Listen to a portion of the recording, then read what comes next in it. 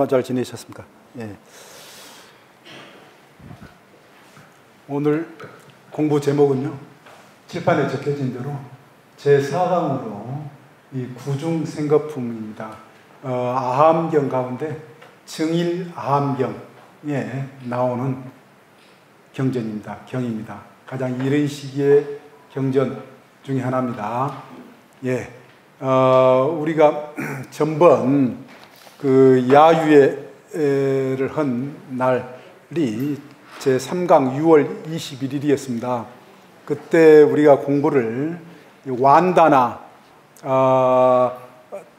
다 하지를 못했습니다.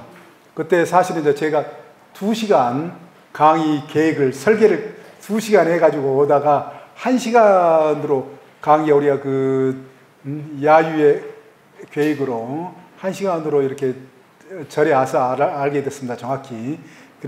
그러면서 그걸 조정하는 바람에 강의가 조금 그 중간에 끊긴 듯한 그런 느낌을 제가 받았습니다. 그래서 저는 개인적으로 그때 강의가 좀 불완전했다 그런 생각을 했습니다. 그렇지만 그때 강의를 완다나 제목을 하면서 제가 굉장히 깜짝 놀란 게 있습니다. 우리나라 불교권에는 이 완다나란 말이 잘 소개가 안 됐다라고 그렇게 말씀을 드렸습니다. 그건 맞습니다. 그 동남아 초기 불교 전통을 잇는 불교와 그 다음에 지금은 전 세계 불교도들이 이 완다나를 독성을 한다.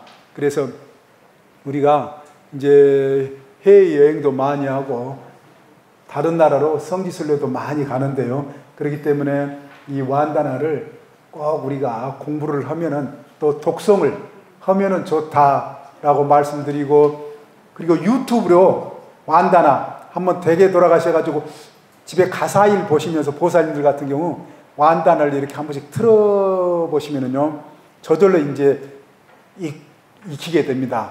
외우게 돼요. 우리 거사님들께서도요, 되게 사무실에서 일하실 때에 완다나 유튜브로 틀어서 자꾸 반복적으로 들으면은 그냥 그 신심이 절로 일어납니다. 완다나. 그래, 그 유튜브에 완다나, 스님들께서 독성하는 완다나도 있고, 제가자들과 함께 단체로 독성하는 완다나도 있습니다. 그래, 전번에 우리가 잠깐 들어보셨지만은, 댁에 돌아가셔가지고 들어보신 거사님이나 보살님 계셔요? 예, 한 보살님만 계시네요. 저기, 이제 다시 오늘 종강하시고 난 다음에 이 유튜브로 들어보시기 바랍니다. 그래, 반복적으로 자꾸 들으면은 우리 지금 교재, 그 번역을 보시면서 들으면은 의미까지 이제 파악이 되죠. 그렇게 하시면 좋고, 그때 제가 이제 놀랬다라고 하는 것은 이제 큰 스님에 관해서 제가 놀란 겁니다. 다름이 아니라 완다나 이 말이 제가 예경으로 이 번역을 해서 소개를 해드렸는데, 저는 이 말이 이 빨리거든요. 빨리로는 우리 한문 경전에 잘 번역이 안 돼 있어서 우리 선배 불교인들 또 우리 전통적으로 우리 한자 문화권의 스님들께서 이 완다나라는 말을 잘 사용을 안 하신 것으로 그렇게 알고 있었습니다. 그렇게 알고 저도 그래야 비슷하게 이제 말씀해 드렸는데, 그때 우리 강의 끝나고 이제 야유회 가러 올라갈 때 그 배강식 교수님이 정보에 굉장히 빠르셔요. 책도 그 금강신론, 그 저기 불교 산스크릿 빨리 전부 해서 아주 체계적으로 잘 정리해 주신 금강신론에 관한 주해 작업을 해 주셨는데, 아주 또 배강식 교수님 그 강의를 이제 저와 같이 그때 뒤에 다리가 불편해서 이제 앉으셔서 들으시면서 이 완다나를 조사를 해 보셨는지 아니면 미리 아셨는지 모르겠는데요. 큰 스님의 화남이라는 말이 이 말일 것 같다, 짐작으로 그렇게 말씀해 주시더라고요. 그래요? 그럴까요? 저도 이제 내심 반신반의했습니다. 그래가지고요, 이 의미적으로라든 여러 가지 봐서는 배강식 선생님이 이 완다나가 화남이라는 말, 큰 스님께서 이 저어서 저수를 하시거나 그러면은 항상 그 마지막에 청화화남이라고 하는 말을 쓰시거든요. 그 육조단경이라든지 또 뭐 큰 스님 그 법문에 뒤에 보면은 편지문이라든지 이런 데 보면은 화남이란 말이 있습니다. 이제 그래서 너무 놀랬습니다. 제가 놀라고 내심 놀랬죠. 그래가지고는 가서 이제 사전이랑 전부 뒤적여 보니까는 맞습니다. 완다나가 이 화남으로 소리 나는 대로 옮긴 말입니다. 그래서 익히 우리는 저는 그때 처음으로 이 완다나를 소개해 드린 것처럼 우리나라 불교 역사에서 그런데 이미 우리의 큰 스님께서는 이 말을 사용을 하고 계셨다. 완다나란 말을. 그래서 이 스님들께서 이제 예전에 아주 공부를 많이 하신 스님들을 굉장히 고급 아주 그 사용 용례가 그렇게 많이 나타나지는 않습니다. 그렇지만은 아주 큰 스님들께서 이 스님들 간에 최대한 어떤 예의를 표하는 대중을 존경하고 또한 예의를 표하는 그 말에 화남이란 말을 사용하셨더라고요. 우리 또 큰 스님도 어떻게 그걸 보통 보면은 그 뭐 합장이라든지 뭐 법화라든지 뭐 여러 큰 스님들 뒤에 이제 법명 뒤에 이렇게 붙이시는 이렇게 말이 있는데 화남이란 말은 굉장히 아주 그 드물 제가 알기로는 많이 이렇게 제가 알기로는요. 예. 저 옛날 노스님들은 저걸 많이 쓰셨어요. 아, 그러시요. 예. 요즘은 합장이라고 그러는데 예. 옛날 노스님들은 하남으로 주로 쓰셨어요. 아. 편지 서신을 주고받고 할 때. 예. 누구 하남. 예. 아, 맞습니다. 우리 저기 스님께서 박사도 하셨어요. 그래서 잘하시는데 저는 사실은 이제 정확히 이제 이 말이 이번에서 확실히 알았습니다. 그 우리가 이제 완다나 다음에 하실 때 이제 보은 스님께서도 말씀하셨지만은 예경이라는 예를 갖춰서 공경을 표한다 이런 어떤 의미죠. 예경이 저는 그렇게 번역했는데 우리 전통적으로 큰 스님들께서는 이 하남이라는 말로 사용을 한다. 그래 저도 이제 조사를 이래저래 해보니까는 그 사분율이라든지 논서에도 가끔 나오더라고요, 이 말이. 예. 그래서 너무나 제가 새로운 걸 확실히 이번에 이제 그 알았던 걸 같이 이제 말씀드리고 우리 큰 스님께서 이렇게 예전 그 어른 스님들께서 사용하신 말을 자연스럽게 사용하신 그걸 이제 우리가 볼 수가 있습니다. 그리고 제가 오늘 그 마음의 고향 우리가 광륜사 이렇게 보통 쓰이면 여기다 마음의 고향 전통 사찰 하나를 더 넣어가지고 이제 쓰면은 더 좋을 것 같아요. 그렇죠. 그래서 한번 제가 칠판에 써봤습니다. 그 이제 전통 사찰의 불교대학입니다. 사격 자체가 이제 송광사나 해인사나 통도사 같은 사격이 된 거예요. 일반 이제 절 사격과 다르습니다. 광유사가 거기다 자부심을 가져야 된다라고 하는 것입니다. 자부심을 가지시죠, 우리 보살님. 예, 큰 소리로 답해 주셨습니다. 예, 전통 사찰. 예, 우리 이제 공부를 하도록 하겠습니다. 그 구중 생거품. 예, 굉장히 감동적인 경전인데요. 이와 같이 들었다. 어느 때 부처님께서는 라열성 가란다 주건에서 대비구들 500명과 함께 계셨다. 87페이지인데요. 예전 그 책자 우리 스님 대석 스님 그 예전 책자는 그게 몇 페이지입니까? 그 80페이지로 보시면 됩니다. 여기서 그 라열성은 이 왕사성에 대한 다른 번역입니다. 거기다 써 두십시오. 왕사성. 그리고 가란다 주고는 중림정사. 중림정사의 또 다른 번역이에요. 그래 죽자 대죽자 써져 있지 않습니까? 지금도 가면은 대나무가 있어요. 대나무 숲이 있습니다. 그래서 이렇게 이제 우리가 공부를 경전 공부를 하면서 알아야 되는 게 같은 암경이라도 양이 많고 또 번역자들 번역하신 스님들에 따라서 번역 말이 정확히 일치하는 것은 아니다라고 하는 것을 알아야 된다라고 하는 것입니다. 예, 그래 그때 이 500명과 같이 부처님께서 계셨다는 겁니다. 큰 스님들과 같이요. 라얄성에 어떤 한 비구가 있었는데 그 비구는 병에 걸려서 매우 이중해져 누운 채로 대소변을 보면서 제 힘으로는 잘 일어나지도 못하고 또 찾아가 돌봐주는 비구도 스님들도 없었다 라고 하는 것입니다. 그는 밤낮으로 부처님 명호를 부르며 말했다. 어찌하여 세존께서는 저만 가볍게 여기지 않으시나이까. 그렇죠. 그 출가하신 스님께서 아파가지고 몸을 제대로 운신할 수 없는, 가눌 수가 없는, 그래서 대소변도 제대로 처리하지 못하는 그런 상황에서 제대로 움직일 수가 없으니까 그 고통 때문에. 그러니까는 그러면서 누구도 돌봐주지 않는 그런 지금 상황에 처해 있으면서 오로지 부처님에게 연불만, 부처님만 불렀다. 너무 고통스럽고 아프니까. 그래서 어찌하여 부처님께서는 저만 자비롭게 여기지 않으십니까? 우리 여기 계신 보살님, 거사님들 가끔 그렇게 부처님 원망해 보신 적 있어요, 없어요? 없어요? 솔직히 없어요? 아, 그러셔요. 참 여법하게 불교적으로 다 이렇게 공부하시고 계신 것 같아요.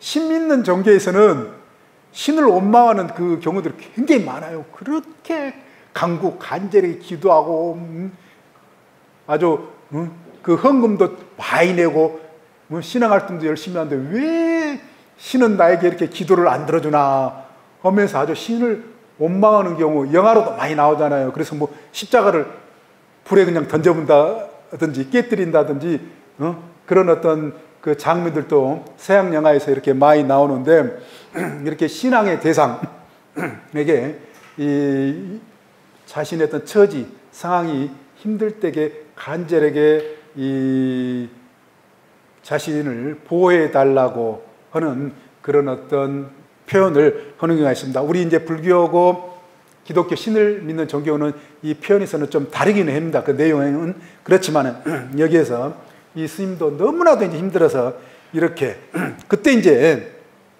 부처님께서 그 스님이 아주 원망하고 부르짖으며 원망하고 부르짖는다는 것이 얼마나 힘들지 몸에 아주 고통이 아주 가중되는 그런 상황인 거죠. 그래서 열에게 귀의하는 소리를 천의로 들으시고 모든 비구들에게 말씀하셨다.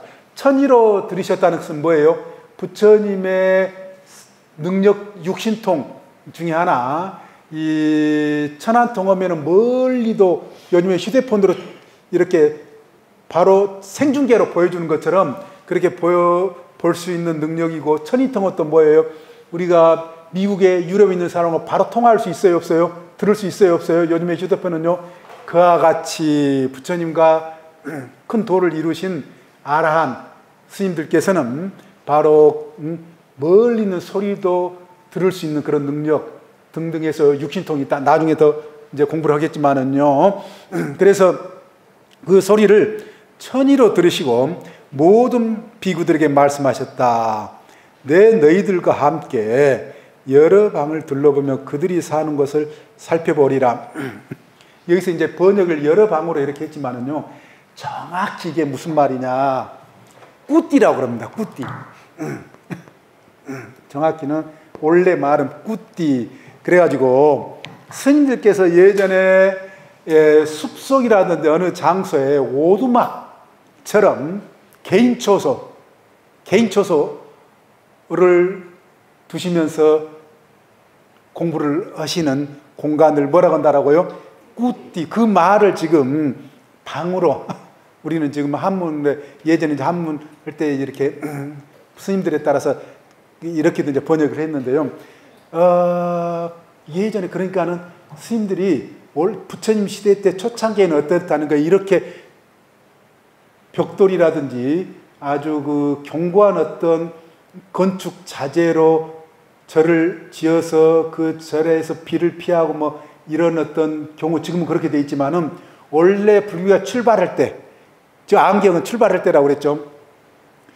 오두막처럼 숲속에 있는 나무 부러진 거라든지 뭐 또 제가 불자들이 이 건축 자재 이런 걸 보시려면 그걸 간단하게 집에 산에 또는 이렇게 노지에 지어서 거기서 지내시는 것을 꾸띠라고 한다 라고 하는 것입니다. 요즘 말로 이야기하면 암자라는 말이 관련이 있어요. 암자라는 말. 보통 이제 암자하면은 스님들께서 혼자 지내시는 경우들은 토굴, 암자, 토굴 개념. 예. 그래, 지금도 우리나라 이제 토굴 혼자 사시는 스님들이 이런 어떤 꾸띠 개념이 있지만은 미얀마라든지 동남아 불교하면 꾸띠를 제대로 볼 수가 있습니다. 저도 꾸띠리에 지내본 적이 있습니다. 미얀마 가면은요, 수행처에 파옥 숲속 수행처라고 하는 데는 숲속에 이 꾸띠들이 널려 있습니다. 산자락에. 예. 그래가지고, 경전에서만 보던 이 꾸띠, 개인 스님들의 개인 초소가 있는 것이 너무나 반가워가지고요.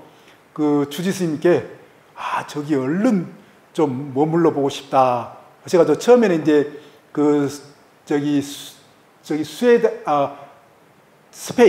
스페인 그 수행자하고 같이 방을 두 사람 쓰게 하더라고요.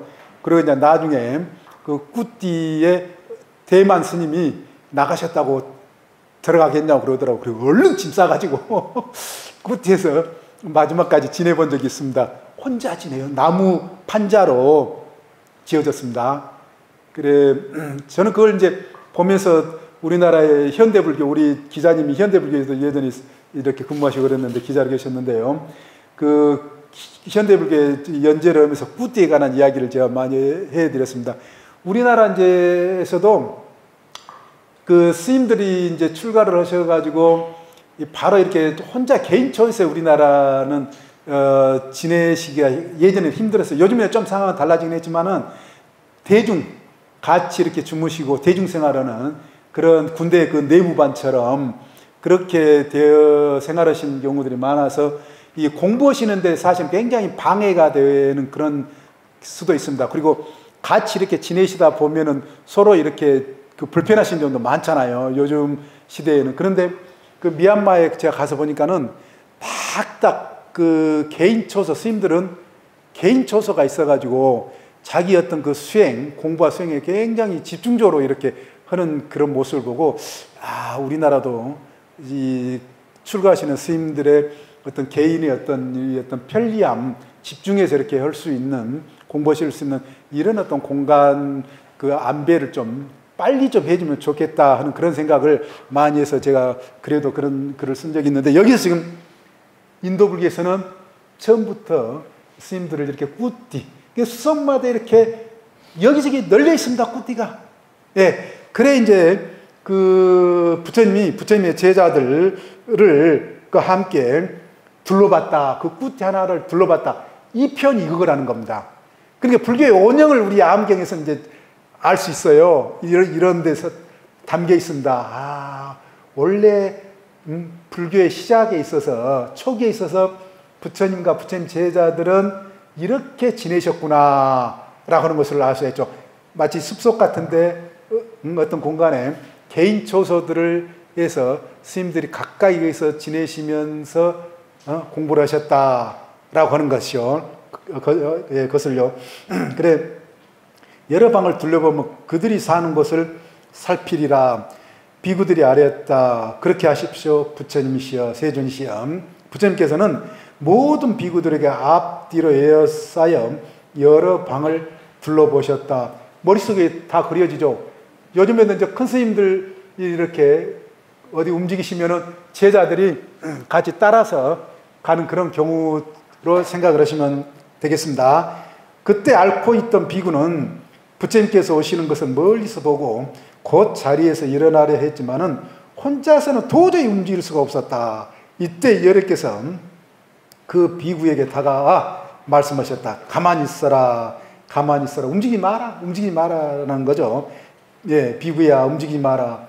나에게 자우가 있으니 나는 여기 앉으면 된다. 내한테 아픈 사람이 나한테 제자이지만은 신경 쓰지 말고 신경 쓰지 마라. 그런 어떤 표현이시죠. 그때 비사문천왕은 여러께서 마음속으로 무슨 생각을 하시는지 알고는 야마세계에서 사라져 부처님께 계신 곳으로 와서는 머리를 조아려 발 아래 예배하고 한쪽에 서 있었다.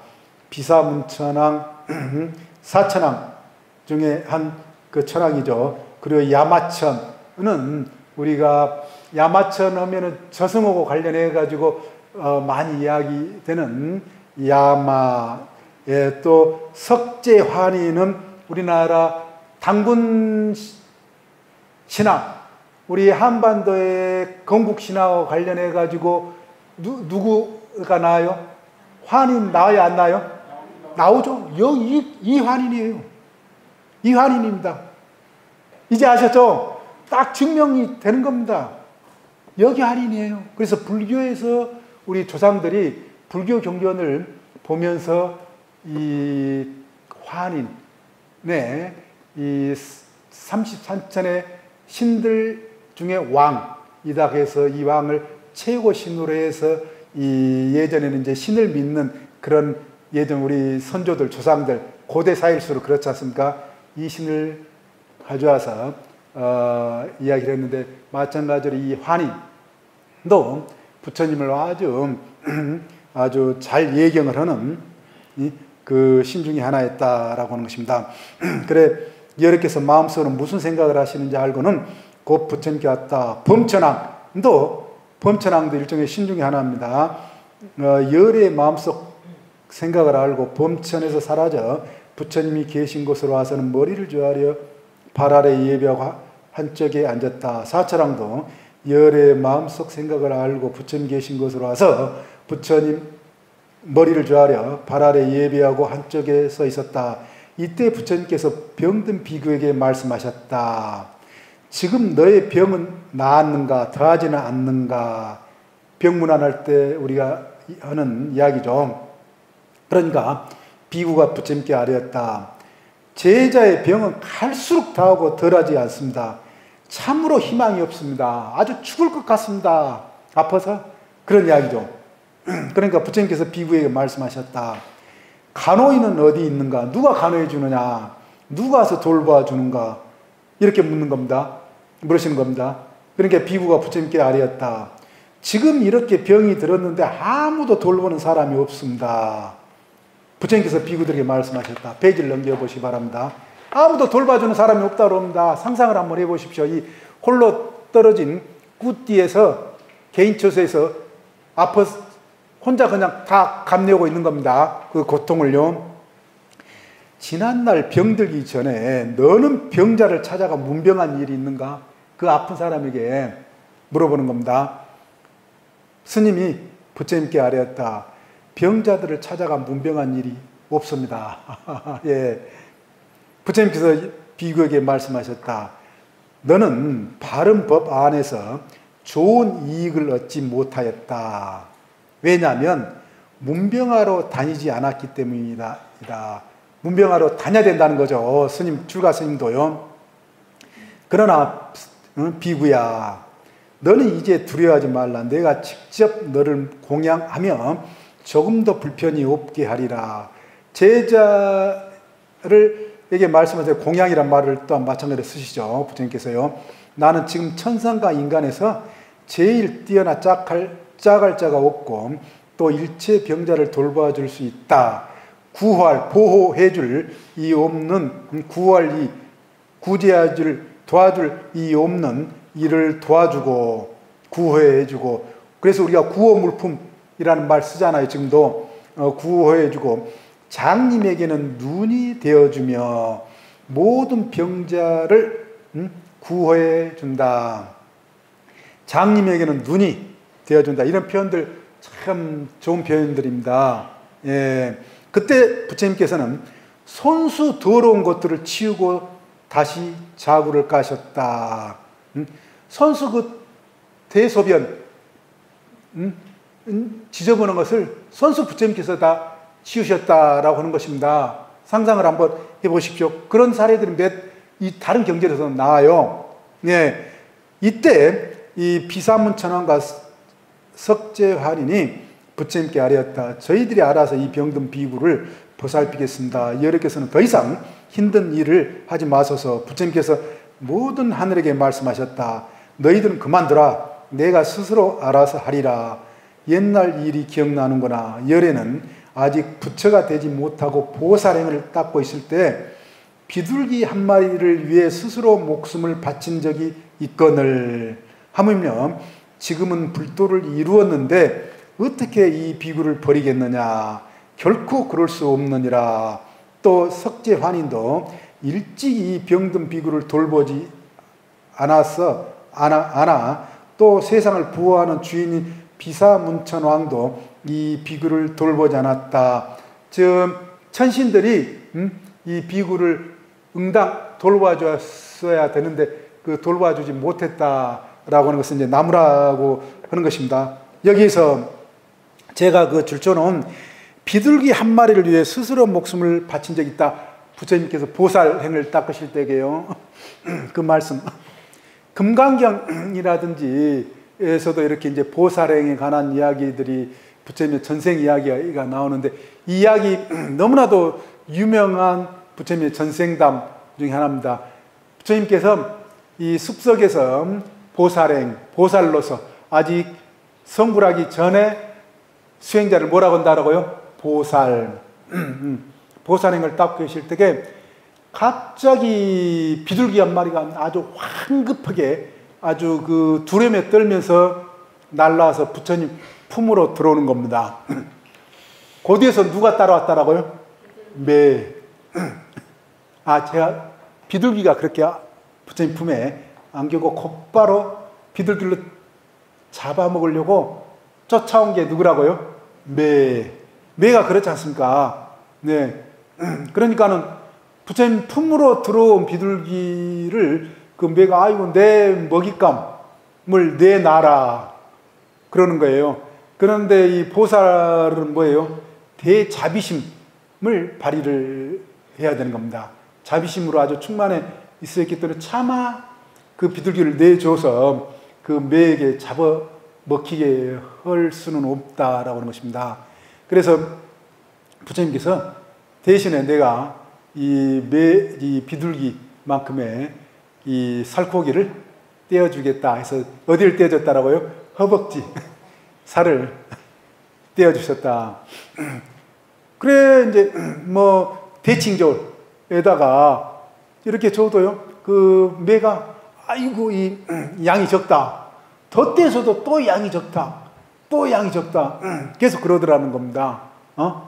그럼 신체의 이제 많은 부분을 아주 살신이라고 그러죠. 자기 몸을 다 이렇게 헌신하는 이런 어떤 입장으로 돼서 대칭졸 같으면은 비둘기들을 여기다 놓고 이 보살이 올라가면은 수평을 이룰 정도가 되니까는 매가 만족스러워했다. 여기에서 이제 그래 이제 이 보살 이야기가 나오는데 여기서 불교의 이제 생명사상 이 전생담의 이야기와 관련해 가지고 굉장히 많이 이야기되는 게 있습니다. 현대의 이제 불교의 생명사상과 관련해 가지고요. 생명은 다 어떤 생명이든지 어떻다라 그런 겁니까? 평등하다. 생명의 존엄성. 생명의 존엄하다는 각자의 생명은 우주 그 자체라는 겁니다. 최고라는 겁니다. 예. 그래 불교에서 자기 어떤 생명을 가진 내 존재가 다른 사람으로부터 함부로 훼손당해서는 안 된다 라고 하는 이 인권사상, 요즘 같은 인권사상 굉장히 아주 많이 말씀하셔요. 부처님께서 가장 존중을 받아야 된다. 각자. 그래서 천상천하 유아독존 이라고 하는 말, 모든 존재는 개개의 존재는 최고로 존엄하다. 각각이 그렇다라는 것입니다. 요즘에 이런 사상을 요즘에 이제 현대 학자들도 우주의 무게다라는 그런 표현을 쓰더라고요.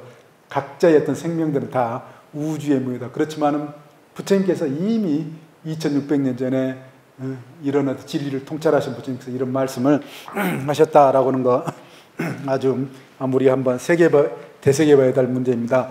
그래, 그러자 이제 석재환인도 비사문천왕도 모두 잠자코 대답을 하지 못했다. 부처님께서 꾸짖으시는 거죠.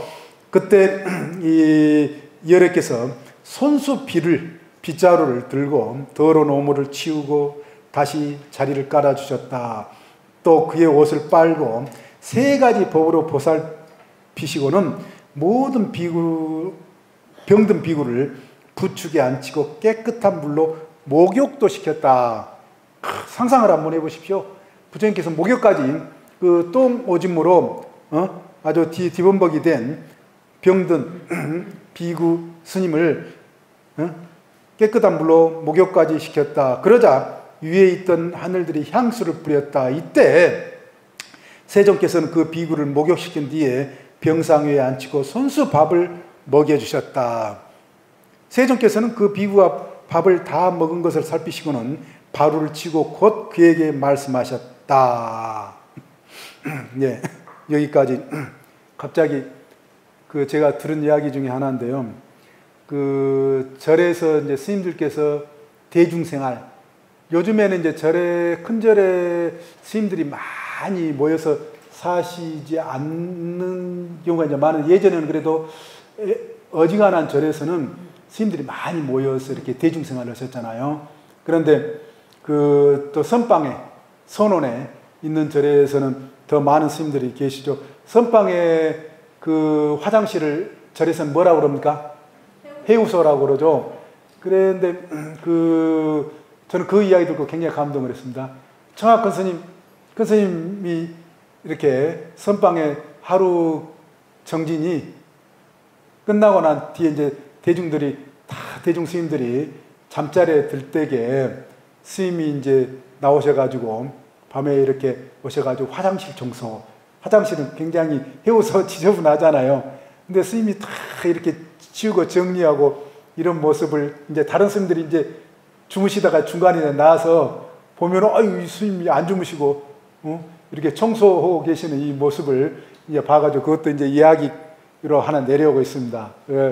그래서 이 청하 큰 스님의 다른 대중들이 잠들 때에 그런 이제 다들 싫어하는 더러운 것까지 이렇게 청소를 해주시는 이런 어떤 것이 이 대목을 우리가 공부를 하면서 마치 또 한번 이야기해 볼 수가 있습니다. 예, 부처님께서 이제 그렇게 해주시고, 너는 이제 3세의 병을 버려야 한다. 3세는 과거세, 현재세, 미래세까지를 3세라고 그러는 겁니다. 이 병을 버려야 된다. 이런 표현들 참 생각해 볼 만합니다.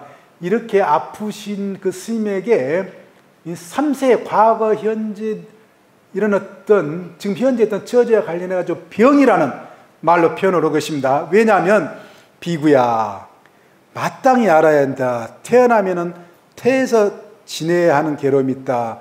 태어남으로 말미암아 늙음이 있으니 대개 늙게 되면 몸이 여이고 기운이 고갈된다. 늙음으로 말미암아 병들미 있으니 대개 병이 생기면 앉거나 눕거나 신음하게 되고 404가지 질병이 한꺼번에 닥치게 된다. 합병증 이상으로 올 수가 있죠.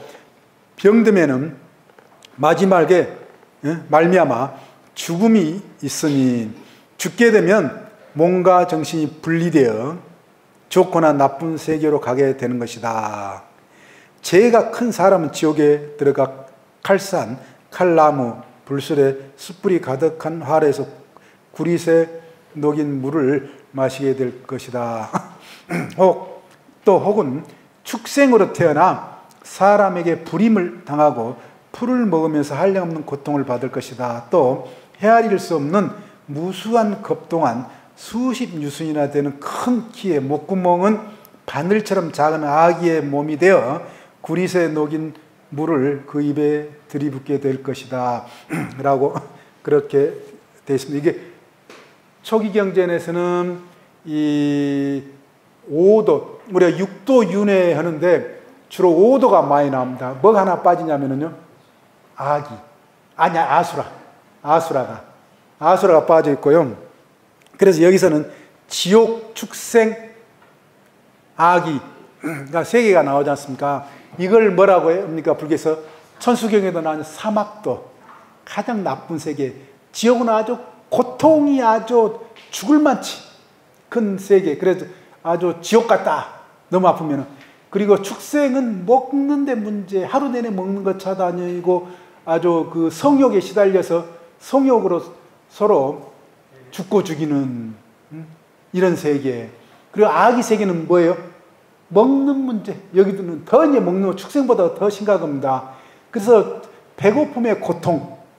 그리고 우리가 며칠만 굶으면 다른 집 담 안 넣는다고요? 3, 4일만 굶으면 뭐 그런 우리 속담도 있듯이요. 그래 아주 그 배고픔이 큰 세계를 마귀의 세계, 목구멍은 바늘처럼 먹고 싶어도 제대로 먹을 수 없는, 이게 이제 이 설명이 되고 있습니다.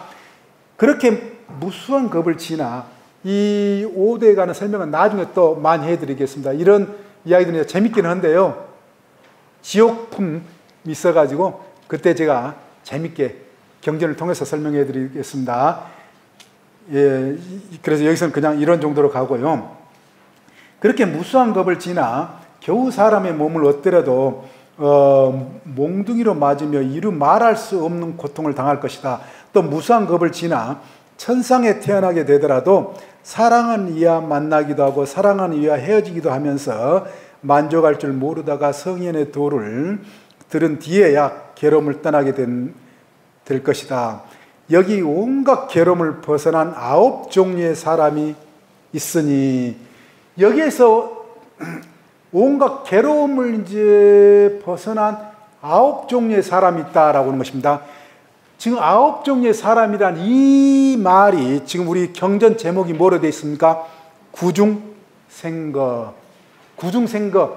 경전 제목이 구중생거품으로 된 이유가 바로 경 내용에서 온갖 괴로움을 벗어난 9종류의 사람, 이걸 말한 겁니다. 9종류란 누구누구인가?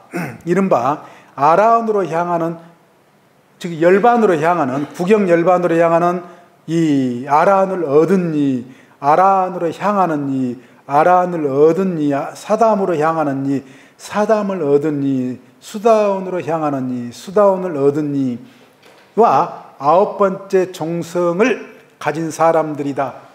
여기에 제가 오늘 시간이 거의 지금 막바지에 지금 다가오고 있는데요. 시간을 아끼려고 먼저 칠판에 써놨습니다.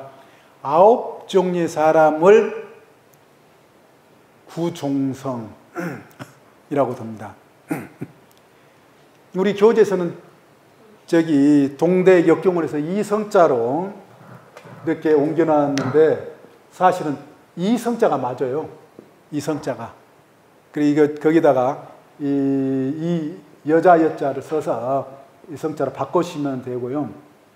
원래 말이 부처님 근견에 원래 말이 고투라부라고는 말입니다. 그래서 이 말이 이 의미에 가깝다. 성질 이런 것이 아니라 남성 여성 할 때의 그 종자 그런 의미로서 고투라라고 하는 의미가 있기 때문에 이 성이 맞는다. 제가 어제 어느 교수 논문 심사를 학회지 했는데 그 교수도 이렇게 써놨더라고. 그래서 또 오늘 눈에 들어왔습니다.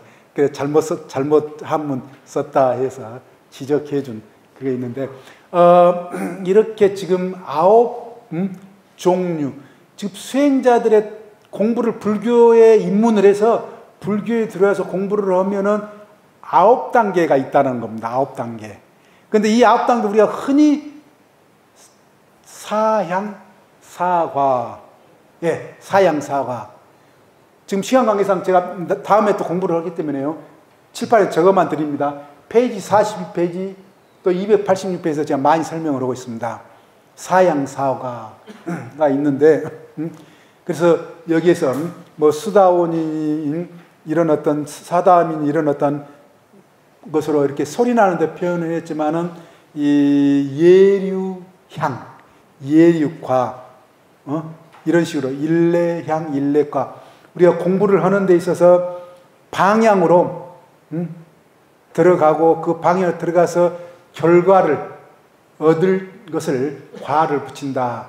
그래서 예류, 도의 흐름으로 들어갔을 때에 예류향, 도의 흐름으로 들어간 자, 정성으로부터 시작해서. 그런데 아홉정성은요, 종성지, 일례, 예류지, 예류향, 예류지라고 할 수가 있는데 그 전이 바로 종성지입니다. 그래서 9단계예요. 9단계. 여기서 종성이라고 하는 것은 뭐냐?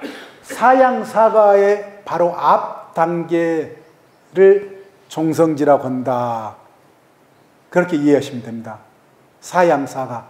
보통 우리가 사과해서 예류가, 일례가, 불안가, 아라한가로 그렇게도 이제 많이 이야기를 하는데요. 사가를 다시 사양, 사상 8배라든지 사양사가 이렇게 불교 교리에서 이야기를 하는데 그 가장 시작점에 불교를 입문해서 예류향보다도 더 먼저 있는 것이 뭐라고요? 종성지다라고 한다는 것입니다. 이런 정도만 오늘 알아두셔야 됩니다. 그래, 여기 나는 그러면은 지금 불교에 바로 입문하셨어, 이제 입문하셨다 그러면 나는 이제 종성지 정도 되는구나, 그렇게 일단 생각하셔도 됩니다. 그래서요, 이 종성지를 가진 사람이다. 비구야, 이것을 일러 열애가 세상에 태어나는 것은 매우 만나기 어렵고 사람의 몸을 얻기도 어려우며 바른 나라에 태어나기도 어렵고 선지식을 만나는 것 또한 그러하며 설법을 듣는 것도 만나기 어려운 일이고 법과 법이 서로 일어나는 것 또한 아주 가끔씩 있는 일이다라고 하는 것이다. 이 관련해서 우리가 맹구경 공부를 했죠. 여러 번에 걸쳐서 맹구경 공부를 했습니다. 눈먼 거북이가 사람의 몸을 받는 것, 그 확률이 얼마나 희박한 확률인가. 또 그렇게 사람의 몸을 받았어도 부처님 법을 만나는 확률 또한 사람을 만나는 확률과 같은 확률, 대단히 희박하다. 그래서 우리가 천수경 외울 때 시작이 백천만급 난조라고 하는 그런 표현이 있을 정도로요. 이 줄 그어놓고 붉은 글씨 이런 부분요, 한번 잘 음미를 해보시면 좋을 것 같고요. 비구야, 마땅히 알아야 한다. 지금 현재 열애가 이 세상에 출현해서 바른 법을 들을 수 있고 너는 모든 감각기관이 갖추어져 그 바른 법을 들을 수 있다. 그런데도 지금 힘쓰지 않는다면 후회에도 아무 소용이 없을 것이다. 거기다 빨간 줄로 쳐놓으십시오. 아주 강조점. 지금 힘쓰지 않는다면 후회에도 아무 소용이 없다. 왜요? 우리 목숨 수명이 너무나 짧다, 무상하다. 그러니까 우리가 생명이 붙어 있을 때에 아주 일대사 큰 문제를 해결하려고 노력을 해야 된다. 이것이 바로 내 가르침이다. 아주 부처님의 아주 말씀을 열심히 정진해라라고 하는 말씀을 아주 분명히 이렇게 해주시는 거죠. 생사의 긴박감을 가지고 아주 안일하게 살지 말고 긴박감을 가지고 열심히 정진을 해야 된다. 그때 비구는 열의 가르침을 듣고 존귀한 얼굴을 물끄러미 바라보다가 곧 그 자리에서 3가지 밝음을 얻어 번뇌가 다하고 마음의 이해가 생겼다. 3가지 밝음, 삼명은 숙명통, 천안통, 누진통. 이것 또한 다음에 더 공부하겠습니다. 이때 이제 부처님 말씀을 듣고 이 비구가, 병든 비구가 어떻다는 거예요? 한 소식 하셨다. 눈이 밝아지셨다. 마음이 밝아졌다라고 하는 것입니다. 크게 아픈 뒤에 큰 변화를 갖게 된 겁니다. 그래, 너희 병의 근본을 알았느냐? 부처님께서 그렇게 이제, 그러니까 비구가요, 저는 이미 병의 근본을 알고 태어남, 늙음, 병듦, 죽음을 벗어났습니다. 참 엄청난 일이 부처님과 설법을 들으면서 이루어진 거잖아요. 생사의 뿌리를 경험을 하고 해결을 한 그 장면을 우리가 지금 보고 있는 겁니다. 경전을 통해서요. 예, 생명병사에서 벗어났습니다. 이것은 다 열의 실력, 위신력에 힘입은 것입니다. 사등심으로 한량없고 이루 헤아릴 수 없는 일체 중생을 덮어 부하심으로 인해 몸과 입과 뜻이 깨끗해졌습니다. 여기서 사등심은 무량심. 예, 아이고 우리 보살님 이거 보통 공부를 안 하면 이거 잘 모릅니다. 그런데 사무량심입니다. 사등심이요. 예습을 해오셨는가요? 안 하셔서. 근데 거의 불교 전문 학자들도 사등심이 사무량심이고 같은 말인지 모르는 경우들 많은데, 아이고, 예, 우리 청하불교대학 광자 대단합니다. 예, 세존께서는 다시 자세히 설법하시고 곧 자리에서 일어나 떠나가셨다. 그때 세존께서 아난에게 말씀하셨다. 너는 지금 빨리 건추를 쳐서 라헬성에 있는 모든 비구들에게 빠짐없이 보혜 강당에 모이게 하라. 페이지를 넘깁니다. 예, 아난은 부처님의 분부를 받아 곧 비구들을 모두 보혜 강당에 모이게 하시고 부처님께 나아가렸다. 비구들이 다 모였습니다. 그런데 세존께서는 때를 아소서 세존께서 강당으로 나아가 자리에 앉아 비구들에게 말씀하셨다. 너희들은 국왕이나 도적이 두려워에 출가해 도를 배우는 것인가? 비구들아, 경과 믿음으로 위없는 범행을 닦는 까닭에 생로병사와 근심 슬픔 우비곤의 범민을 버리고자 하며 또 12개의 단단한 고리를 벗어나고자 합니다. 12개의 단단한 고리가 뭐예요? 그렇죠. 12연기. 예. 우리 공부하지 않았죠, 이 경. 예. 그런데 바로바로 다 하셔서, 네, 제가 지금 공부 좀 다시 하는가 좀 속으로. 예. 근데 아인데도, 아이고. 예. 예. 그래서 스님들께 경책 하시는 거예요, 부처님께서. 너희들은 국왕이나 도적이 두려워가지고 출가했느냐? 그게 아니다. 라고 하는 것입니다. 생로병사 우비고뇌를 벗어나기 위해서 출가를 했다. 불교에 입문을 했다. 모든 비구들이 대답했다. 그렇습니다. 세존이시여, 부처님이시여. 부처님께서 모든 비구들에게 말씀하셨다. 너희들은 출가한 자로서 같은 스승 아래 물과 젖처럼, 젖이 뭐예요? 우유예요. 예전 어른들은 젖이라고 그랬죠. 예, 예. 물과 우유처럼 화합한 자들이다. 그런데도 서로를 보살피지 않는구나. 지금부터 부디 서로 보살피도록 하라. 만일 병든 비구에게 제자가 없거든 대중들이 차례를 정해 병자를 간호하도록 하라. 왜냐하면 이 외에 병자를 간호하는 것보다 큰 복과 더 훌륭한 일을 보지 못했기 때문이다. 병자를 돌보는 것은 나를 돌보는 것과 다름이 없느니라. 나는 누구예요, 여기서요? 그렇죠, 부처님. 예. 즉, 병자, 아픈 사람을 돌봐주는 것은 부처님을 공양하는 일과 같다라고 하는 것입니다. 큰 복을 짓는 것이다. 그리고 여기서 같은 스승 아래 물과 우유처럼 화합한, 이걸 이제 화합증. 그래, 불교에서 이런 좀 갈등이 일어나고 충돌이 일어나면 항상 스님께서 뭐라고 이 경전의 비유를 끌어다가 물과 우유와 같이, 젖과 같이 화합을 해야 된다. 물에다 기름 부으면 어때요? 화합해요, 안 해요? 떠버리잖아요. 그런데 물에다 우유 한 방울 떨어뜨려 봐요. 서로 스며들어서 하나가 되어버리지 않습니까? 그와 같이. 그래서 스님들의 불교 공동체의 모임을 뭐라고 한다라고요? 화합중. 중자가 무리중. 공동체, 모임을 의미한다. 그게 생명이다라고 그렇게 이야기를 했습니다. 그때 부처님께서 개성으로 말씀하셨다.